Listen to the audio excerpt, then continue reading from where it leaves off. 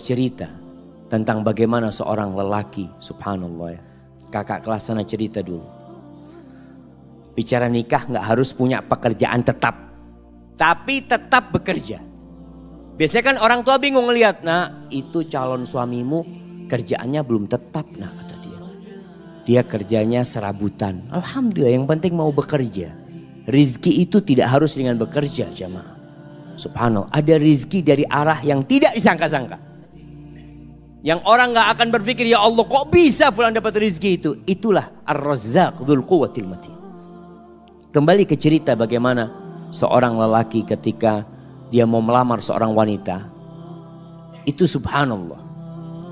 Perempuan itu setiap dilamar oleh laki-laki, yang lamar ini orang-orang sukses jamaah. Semuanya mundur. Karena apa? Karena orang tuanya ketika datang itu lelaki melamar ditanya, mau dikasih berapa anak saya? Di sini berapa pasarannya Ustaz? Nah, nggak tahu Ustaz. Berapa pasarannya di Banjar jemaah? Berapa? 30. Ada 50. Iya. Oh, yang 50 yang bagus jemaah. Nah, astagfirullahaladzim. Jadi 20 yang pertengahan gitu. Masya Allah. Tapi memang ada mahar, itu ada mahar standar jemaah. Setiap kampung itu punya standar yang berbeda-beda. Dan itu diperbolehkan dalam agama, nggak ada masalah itu. Umpamanya umumnya 30 juta. Sudah, orang tuanya tanya mau dikasih berapa. Bingung mau dikasih berapa, ini anaknya orang kaya. Akhirnya mundur semua. Datanglah seorang pemuda. Dia dengar tentang anaknya fulan ini. Anaknya orang kaya ini. Dia ngomong sama sahib-sahibnya, anak mau melamar dia, siapa tahu diterima. Ya Allah, orang yang lebih sukses dari kamu mundur, apalagi kayak kamu. Nah, punya kan, ya bismillah kan, siapa tahu diterima. Berangkat dia melamar. Ini tidak harus cinta, tapi cocok. Berangkat dia. Sampai ke sana ngobrol sama calon mertuanya. Sama ditanya sama calon mertuanya. Mau dikasih berapa anak saya? Apa kata calon mertua? Kata calon menantunya, Bapak minta berapa? Oh Allah jamaah. Ini jamaah. Kamu jual saya beli. Minta berapa? Masya Allah. Karena dia memang maklar jamaah. Dia itu kerjanya maklar kemana-mana. Jadi ngomong gitu tuh biasa dia. Dia minta berapa Bapak gitu. Waktu itu sebelum Krismon jamaah. Oh zaman ini ceritanya jamaah. Kata orang tuanya berapa? 15 juta nggak apa-apa kata dia. Cuma 15 juta paman kata dia. Subhanallah jamaah. Jangan. Masa anaknya Ami yang dari kecil Ami rawat ya. Ami besarkan, Ami sekolahkan cuma dihargai 15 juta. Ami anak kasih 1 miliar. Betul ini ceritanya jamaah. Tapi sekarang anak gak punya duit. Iya, memang dia gak punya duit. Artinya dia ingin ngasih gitu jamaah. Antum ketawa. Subhanallah jamaah. Subhanallah. Akhirnya ya sudah. Diterima jamaah. Itu keluar dari sana teman-temannya bingung. Kok bisa diterima kamu kata dia. Ada ceritanya kata dia. Masya Allah. Akhirnya menikah. Menikah dengan utang dia. Mahar itu boleh utang. Makanya ketika antum menikah, kan orang tua mengatakan maharnya sekian tunai atau utang. Walaupun anak nggak pernah dengar yang utang jemaah ya. Karena yang disebutkan maharnya itu cuma 100.000, 1 juta seperti itu. Padahal kadang-kala maharnya di zaman sahabat itu, maharnya itu 1 kebun kurma. Isinya 400 pohon. Berapa miliar itu jemaah. Nah, itu bisa utang. Akhirnya menikah. Setelah menikah tetap kerjanya serabutan dia ya. Maklar, jual ini, jual itu. Dia punya utang 1 miliar. Subhanallah jemaah. Suatu saat dia cerita.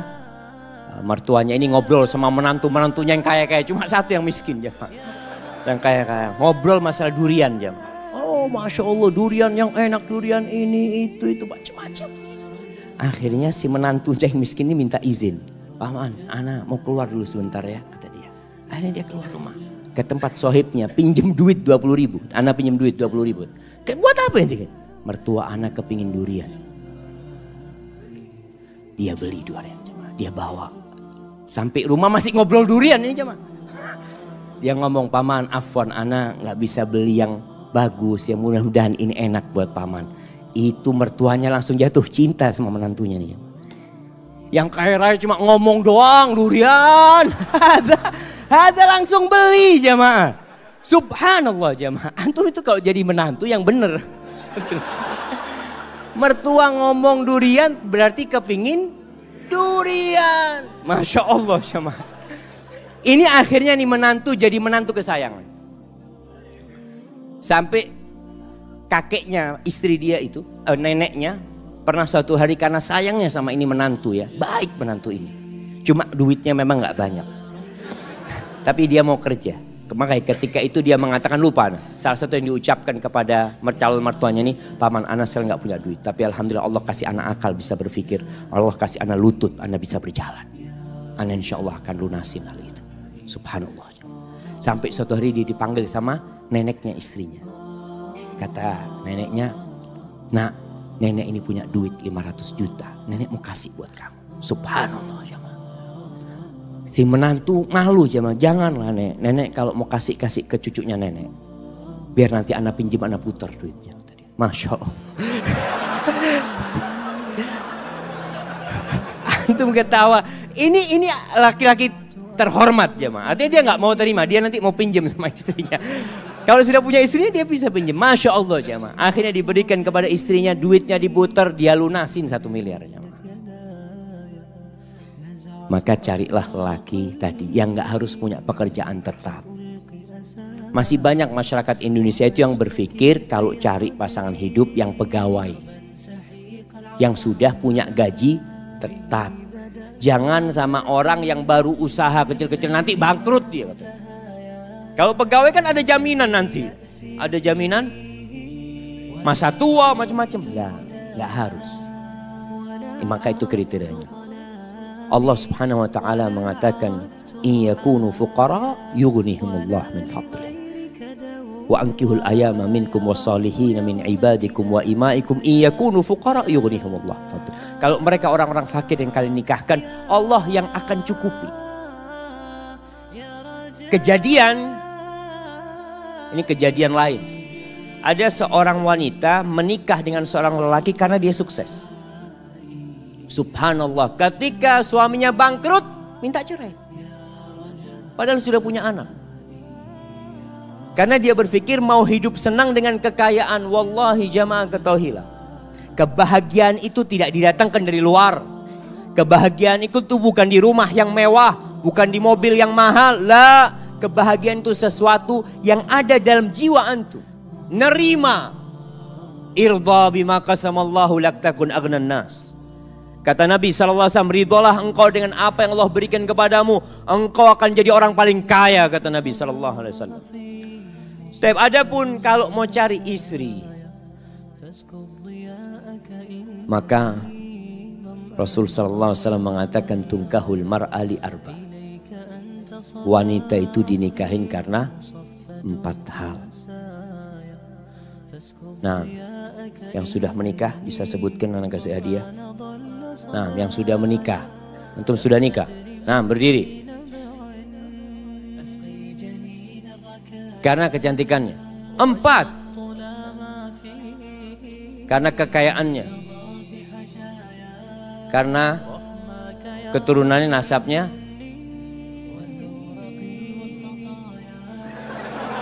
Karena nggak mandul. Agamanya mana? Taib, tunggu dulu pertanyaannya. Antum menikahi istri antum nggak nyebutkan agama, berarti antum cuma 3. Kenapa antum nikahin istri antum?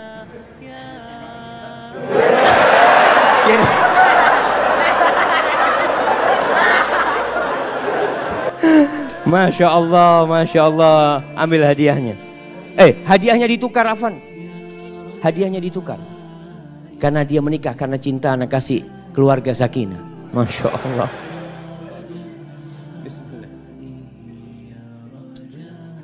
Alhamdulillah jamaah. Ada yang menikah karena cinta. Apa yang menyebabkan dia cinta? Wallahu a'lam. Bisa jadi karena cantik. Istri antum mudah-mudahan cantik. Tapi ingat, kecantikan itu akan hilang. Tapi kalau cinta yang ada di hati kita tidak akan pernah hilang dengan izin Allah SWT. Kata Nabi SAW, tunkahul mar'atu li arba' limaliha wa hasabiha wa li jamaliha wa li diniha. Karena kekayaannya, sebagian orang mengatakan, alhamdulillah ana mau cari perempuan kaya Ustaz. Kenapa? Ana sudah lama hidup susah Ustaz. Paling nggak bisa numpang hidup nyaman dengan hartanya istri.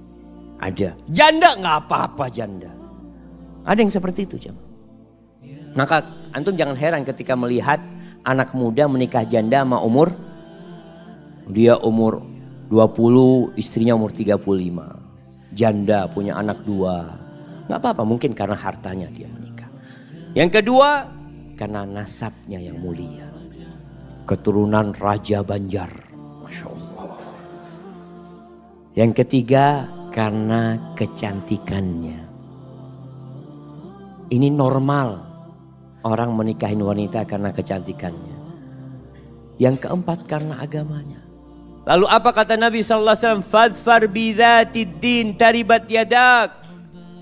Kalau engkau ingin beruntung dalam kehidupanmu, engkau ingin merasakan kebahagiaan, keharmonisan dalam rumah tanggamu, fadfar bidhatid din.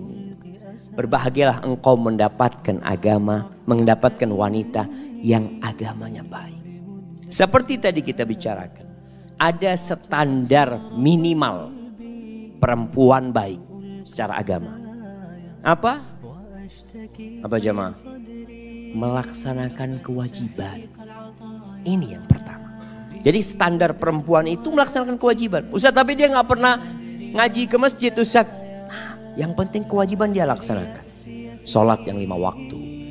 Puasa di bulan Ramadan. Dia menutup auratnya. Dia berbakti kepada orang tuanya. Maka standar kewajiban ini paling minim harus ada.